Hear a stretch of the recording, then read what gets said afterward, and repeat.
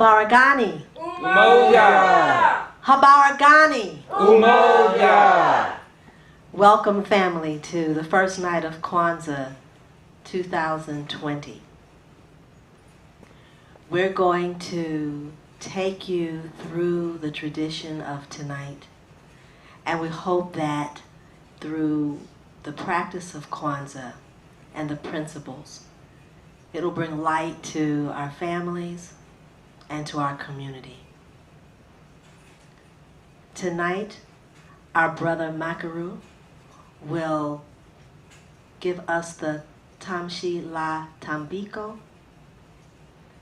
I will have the honor of singing the Black National Anthem. I hope that you will sing it along with me at home. And I will light the Mashuma Saba. Our message tonight will be from Brother Makaru. And so I say again to you, Habaragani. Umoja. Habaragani. Umoja. Habaragani. Umoja. Ashe.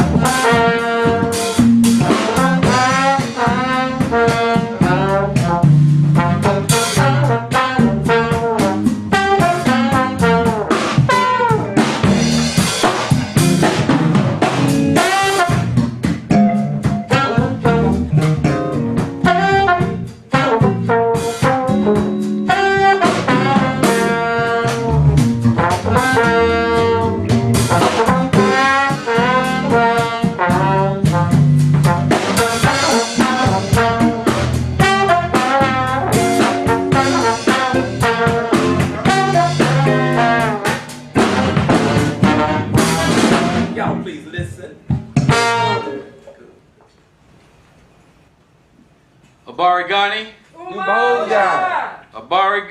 Umoja. We are preparing for our libation statement, the Tamshi La Tambiko. The libation tradition is something that originated well before we have any instance of civilization or anything. It was something that African people developed as soon as they discovered the fact that there was a creator and a creation. So I will read the Tamshi La Tambiko, and as our tradition, we will say Ashe after each semicolon in the program, which people in the audience will respond to, and you can say Ashe also at home. Our fathers and mothers came here, lived, loved, struggled, and built here. At this place, their love and labor rose like the sun and gave strength and meaning to the day. For them then, who gave so much, we give in return. On this same soil, we will sow our seeds and build and move in unity and strength. Here too, we will continue their struggle for liberation and a higher level of human life.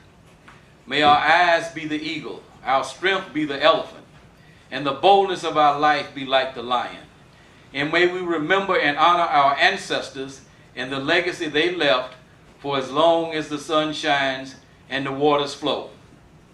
My sister Tony will pour the libation as I call the names. For our people everywhere then, for Shaka, Samri, and Nzinga, and all the others known and unknown who defended our ancestral land, history, and humanity from alien invaders. Ashe. Ashe. For Garvey, Muhammad, Malcolm, and King, Harriet, Fannie Lou, Sojourner, Bethune, Nat Turner, and all the others who dare to define, defend, and develop our interests as a people. Ashe. Ashe. For our children and the fuller and freer lives they will live because we struggle. Ashe. Ashe. For Kawaida and the Nguzo Saba, the new system of views and values which gives identity, purpose, and direction to our lives. Ashe. Ashe. For the new world we struggle to build. Ashe. Ashe. And for the continuing struggle through which we will inevitably rescue and reconstruct our history and humanity in our own image and according to our own needs. Ashe. Ashe. On this first night of Kwanzaa, we light the black candle, representing our people and our struggle. Ashe. Yep. Abarigani, Umoja. Abarigani, Umoja. Umoja, unity, to strive for and maintain unity in the family, the community, the nation, and the race. I'm Brother Makaru, and I've been given the charge by Kwanzaa Charlotte tonight to deliver the 2020 Umoja message. And indeed, if there's ever a time that we need Umoja, unity, in the family, the community, the nation, and the race of African people, it is 2020, and I feel that it will be even more so in 2021. In 1966, Dr. Maulana Karenga conceived of the idea of a Kwanzaa celebration, a celebration of the African family, the African community, and African culture. But the holiday was conceived during the era where we had moved our struggle from civil rights to black power into the black liberation movement. And Dr. Karenga saw culture, how we viewed things, how we thought, and how we acted, a struggle for views and values as central, to being successful in terms of liberation.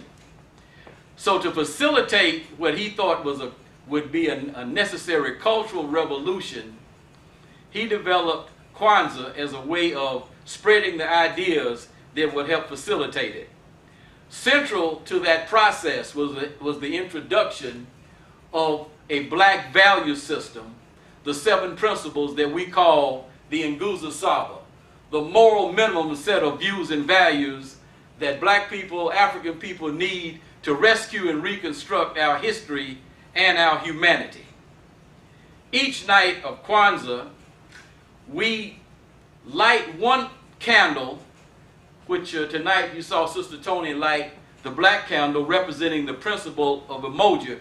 Each night we will light one candle which represents one of the 7 values of the Nguzo Saba. And while we conduct these programs and celebrate these principles independently and individually, we have to keep in mind that they are inextricably linked, just like the vital organs in our body. The history of Kwanzaa is a history that was born in struggle. And Dr. Maulana Karenga has a lot to say about this concept of unity, and I just want to read some of his comments on the subject of Umoja unity from his book on Kwanzaa.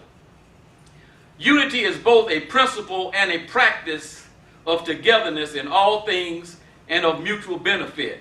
It is a principled and harmonious togetherness, not simply being together. If unity is in essence a principle, it is no less a practice, as are all the other principles. For practice is central to African ethics, and all claims to ethical living and commitment to moral principles are tested and proved or disproved in relation with others. Constantly during Kwanzaa, you will hear this kawaida concept of practice and principles, principles being informed by practice. Another way of discussing unity, and this is, I think, critically important for 2020 and 2021, another way of discussing unity is to see it as an active solidarity. This essentially means a firm, dependable togetherness that is born, based, and sustained in action. It is usually applied to groups, organizations, classes, peoples, and expresses itself as building together, struggling together, maintaining together, and acting together in mutual benefit. The key here, again, is practice. I'm going to come back to this concept of active solidarity at the end. Especially is important because we said there were 4 areas: the family, the community, the nation, and the race. Especially important is the unity of the father and mother, for they are the models for the children and the foundation for the family in every sense of the word. Here, the African concept of complementarity of male and female as distinct from opposed to the concept of conflict of genders is instructive and of value. As our esteemed ancestor Anna Julia Cooper said, there is a feminine as well as a masculine side to truth. And these are related not as inferior and superior, not as better or worse, not as weaker or stronger, but as complements. Complements in one necessary and symmetric rule, a symmetric whole. So here we're dealing with the African-centered concept of holistic thinking versus fragmentation, which is more or less a European concept, because they don't want you to be able to connect the dots, say, between what happened in 1619 and what's happening in 2020. Finally, the family must be, as in African culture, the focal point of unity, not simply of siblings and of genders, but of generations. One of the most important expressions of family unity is the respect and collective concern and care for the elders. This was something that many of us in here grew up with, respect for our elders, and we can see in a lot of ways the conditions in our community are reflective of this principle that we've lost. Community. Malcolm X taught that community unity first depended on everyone belonging to an organization.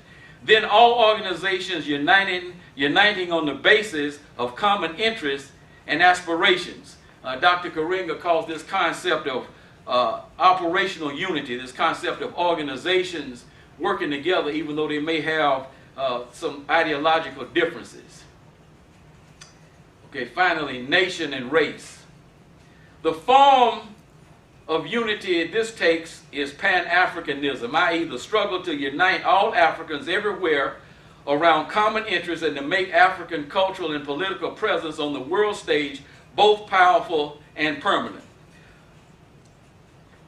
What are some practical examples of this unity that Dr. Karinga has discussed? Because a lot of times our people we have sometimes different meanings and understandings of exactly what unity is, and all too often the examples of unity that our people have accomplished are lost on a lot of us. So what are some examples? Of course, everything for us starts on the mother continent, where African people, of course, were not only the mothers and fathers of civilization, but of mothers and fathers of humanity, but also the mothers and fathers of civilization. Narmer, the seminal African nationalist, is a model to emulate. Narmer had a vision of uniting two lands into one nation. But before that process could begin, he had to articulate a vision of the various ethnic groups that traveled down the 4,000 miles of the Nile River, the White Nile and the Blue Nile, different groups, the Maasai, the Dinka people, all types of different, the Afar people, different types of Africans who traveled and settled in ancient Kemet. Narmer's message of building a nation that was composed of people who identified as one people resonated in their hearts, and a remarkable thing happened. These Africans who came from various ethnic groups submerged their ethnic identities and became one people, the people of Kemet. Of course, not everyone agreed, and they had to do some things by any means necessary, but they accomplished Narmer's vision of making this nation, this two nations, into one nation that we know as ancient Kemet. And as a result of that, and based on the principles that they constructed the nation on, the principles, for example, the ethics of Ma'at, truth, justice, harmony, propriety, reciprocity, balance, and order, African people were able to walk this planet as free, proud, productive, prosperous, and powerful people for over 3,000 years. And paraphrasing the Honorable Marcus Garvey, even though the conditions are much different, what African people have done, African people can do. What would be a common, an example of something more current, at least let's say within the last 50, 60 years? One of the things that Dr. Karinga doesn't discuss, but which his comrade Dr. Molefi Asante does discuss, is the necessity for collective consciousness. Dr. Asante says the collective consciousness precedes unity. In other words, you have to have people who recognize that they have common interests because they're dealing with common conditions, and these common conditions and common interests produces a consciousness, so that you could have a seamstress like Mrs. Rosa Parks and a highly educated person like Dr. Martin Luther King seeing the same problems and a common solution. And so this is basically, what the civil rights movement was. But it was first built upon the first thing that we need, unity in the family. It was built on the backs and on the breast and on the bodies and the minds of strong black families. Without strong black families, there is no civil rights movement. Most of these people we know nothing about, never heard their names, although we have heard the names of some of them. But we have to keep in mind that this is the basis for this success. The other thing that happened is that they engaged in an active solidarity, which required sacrifice. People had to, when they decided to boycott the buses because of the apartheid conditions that Mrs. Parks was protesting, people had to sacrifice. A lot of people had to walk miles every day. Winter, when the protest started, summer, during the heat, the Alabama heat during the summer, the fall, and until they were successful. They were willing to sacrifice. This is what the red candles here, on our Kanara represent. The other thing that we see, of course, is the operational unity, because the organizations that were in existence, like the NAACP, the Urban League, the Congress of Racial Equality, and the new organizations that came into being, like the Southern Christian Leadership Conference and the Student Nonviolent Coordinating Committee, they didn't necessarily have the same ideological framework, but they all agreed that American apartheid had to be defeated. So they engaged in active solidarity that became operational unity, and this is what made it a success. The other thing that made it a success is that a lot of people, when we think of unity, sometimes we try to make it like the Great Pyramid before we even built the first layer of the step pyramid. You don't have to have tens of millions of people. What you need is a critical mass. And those of us, people know from studying science that a critical mass is the amount of energy needed in order to affect a change. And what we can say about the civil rights movement is that it was the last major movement that affected change for our people, that was able to reach a critical mass and to build a consensus among our people. Where are we today? What are we facing?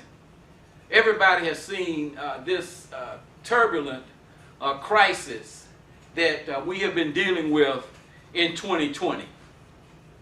And this is one reason why I think that the principle of Umoja and all the principles of the Nguzo Saba are going to be an absolute necessity for African people to practice. We know, for example, that in the process of dealing with this pandemic, largely because of a lot of our pre-existing conditions, because of the apartheid, where our people would go to the emergency room experiencing symptoms of the COVID-19 virus and would be turned away and sent home. We know that over 50,000 of our people have perished as a result of the virus or complications from the virus, largely because of our pre-existing conditions. We've also seen the ravages of the COVID economy, massive unemployment on top of the unemployment that we were already experiencing, where in the many cities, for example, like Chicago and Detroit and Milwaukee and Cleveland, where only 4 out of 10 black males aged 16 to 64 are employed. And many of these jobs, we wonder, will they return? And if not, then what? We're faced, of course, with a housing crisis, because not only were we dealing with gentrification, and other issues regarding housing. But now we see that with people being out of work, we're looking at millions of people being evicted and becoming homeless. All of this is on the horizon and things that we're dealing with. We see homicides. We've seen an explosion of homicides in many black communities all across the United States. Homicides in Atlanta, I think, are up about 48%.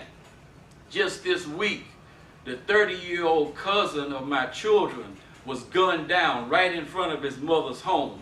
Another act of senseless violence. He's one of 117 people who have been murdered in Charlotte in 2020. And, you know, the numbers keep increasing. 2 more last night, as a matter of fact.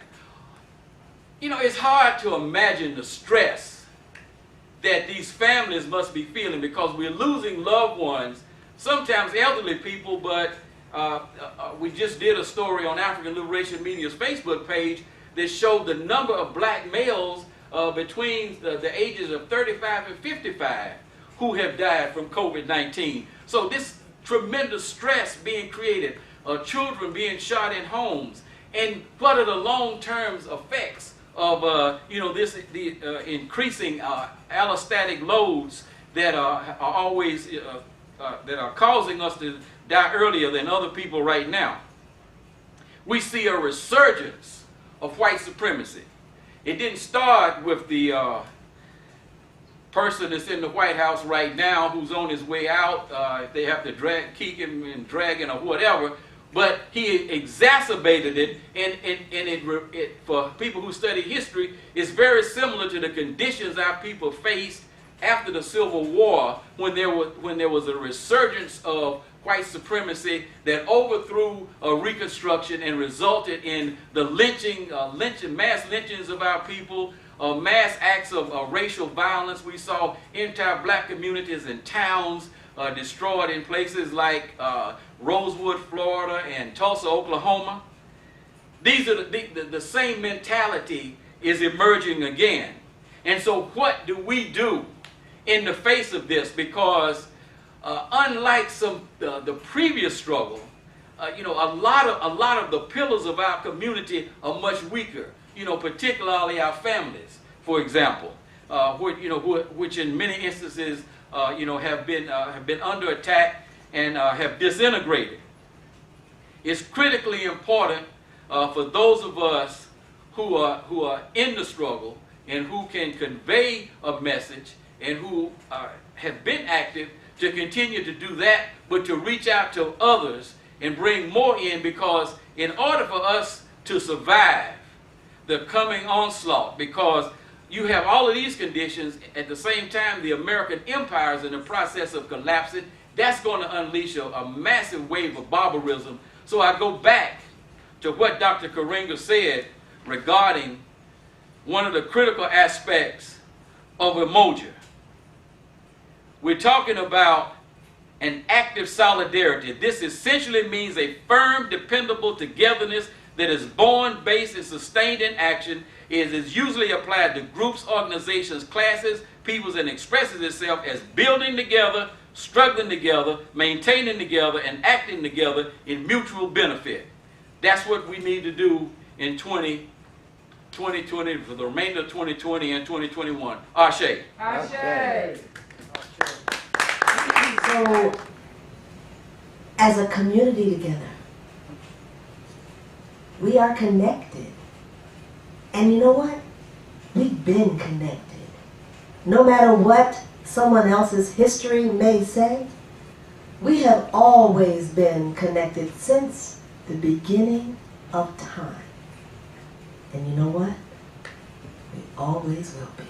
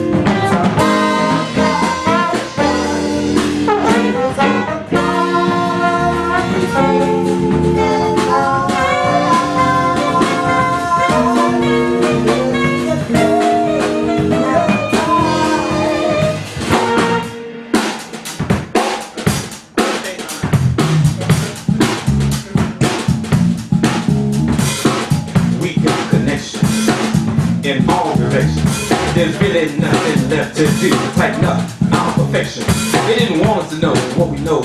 All the colors of my brothers, ended by many other teams. Happens to be where the roots of the tree, the light of the sun, and the force of the sea. Even without a doubt, the love hard to find a couple of things. And we surely each time, no matter where we are, near or far, this gift we have to shine like stars in whatever land we stand. Cause we feel African, Ashanti, Zulu, Igbo, Bantu, Haitian, Jamaican, Guyanese, and Barbadian, down south, up south, from there to LA, our lives are really music, no matter what we play. We got connections in all directions. There's really nothing left to do but tighten up our perfection. We got connections in all directions. There's really nothing left to do but tighten up our perfections. Let me make a correction. It should be clear how black got here, how rhythm and song made us strong, how love and goodwill gave us a thrill. Listen to the music, we know how to use it. Samba, hip hop, jump up the reggae, boogie the night away. Fungi, I love you, I shame. Fungi, I love you, I shame. Fungi, I love you, I shame. Fungi, I love you, I shame. Our language is a wrong tongue. Words and where we're coming from. Sometimes it's a beat and an attitude. From candy and sweet. I am rude. We're like the water, the very natural order of high and low. Sugar cane, cotton, picking, salt, and pine, ladies sitting next to person. These days, I'm trying to make a way. It's now for the day. Calling on the spirits. We can hear it. Singing in our soul about a story untold. Yes, we got connections in all directions. There's really nothing left to do but tighten up our perfection. We got connections, y'all, in all directions. There's really nothing left to do but tighten up our perfections. 1, 2, bridge. 1, 2, 3.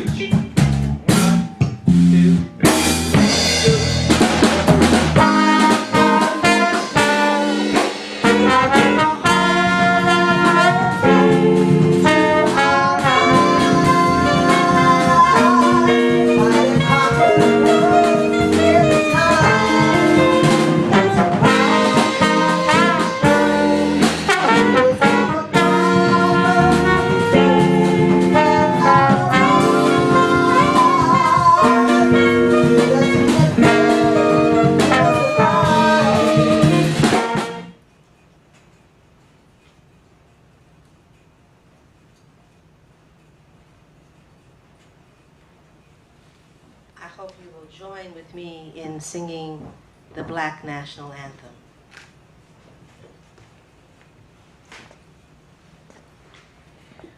Lift every voice and sing till earth and heaven ring, ring with the harmonies of liberty.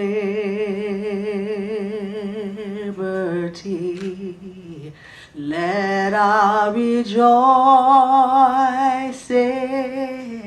rise high as the listening skies. Let it resound loud as the rolling sea.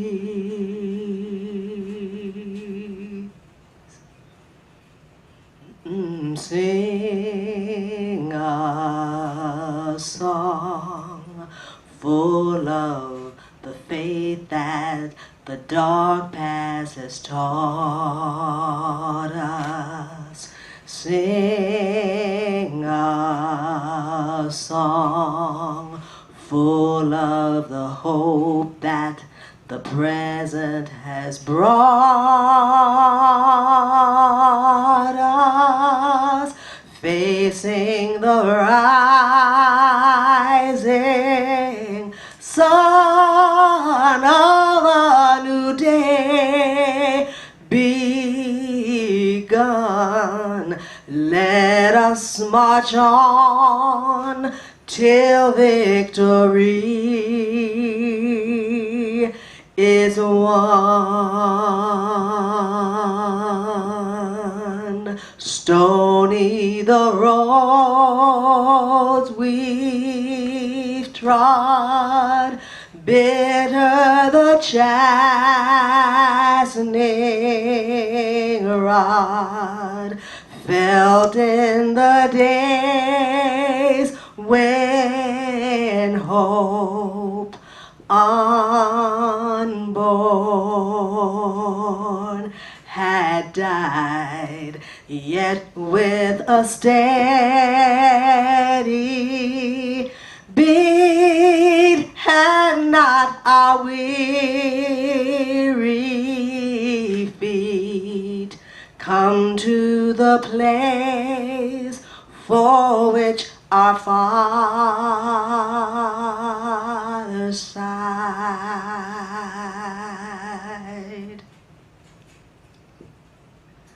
We have come over a way that with tears has been watered. We have come treading a path through the blood of the slaughtered,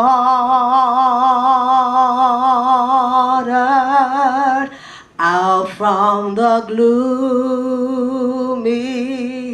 past, till now we stand at last, where the white gleam of our bright star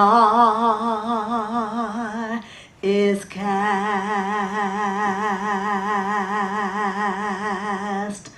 God of our weary,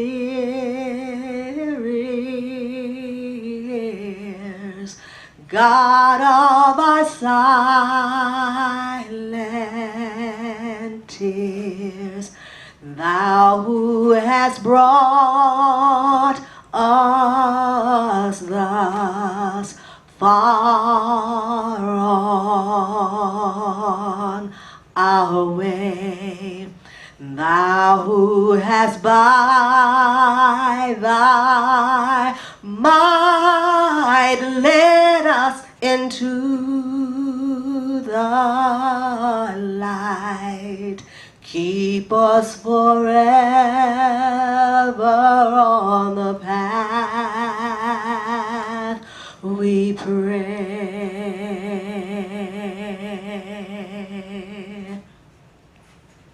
Lest our feet stray from the places, our God, where we met Thee, lest our hearts, drunk with the wine of the world, we forget Thee.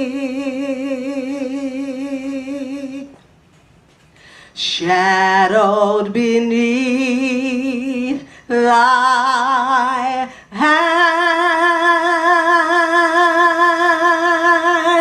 may we forever stand, true to our God and true to our native land.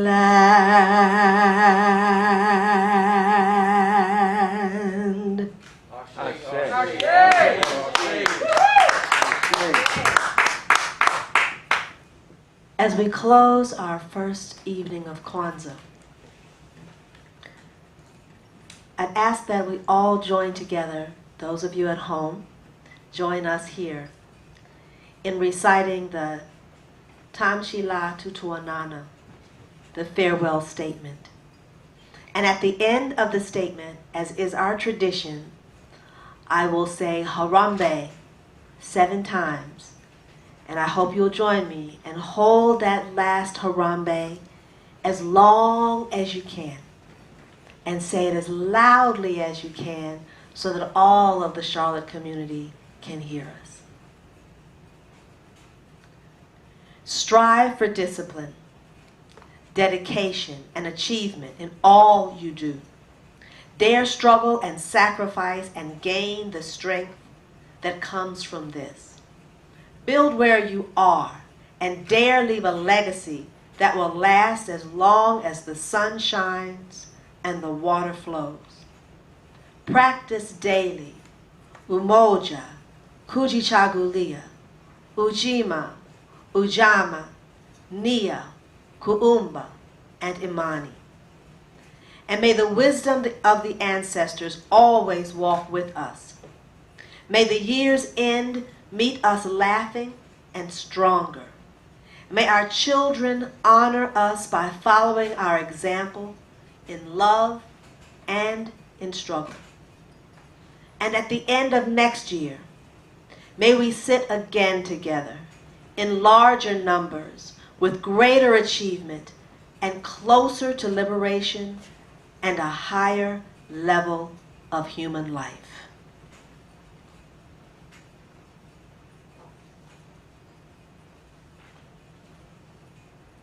And then we will say together, Harambe, Harambe, Harambe, Harambe, Harambe, Harambe, Harambe.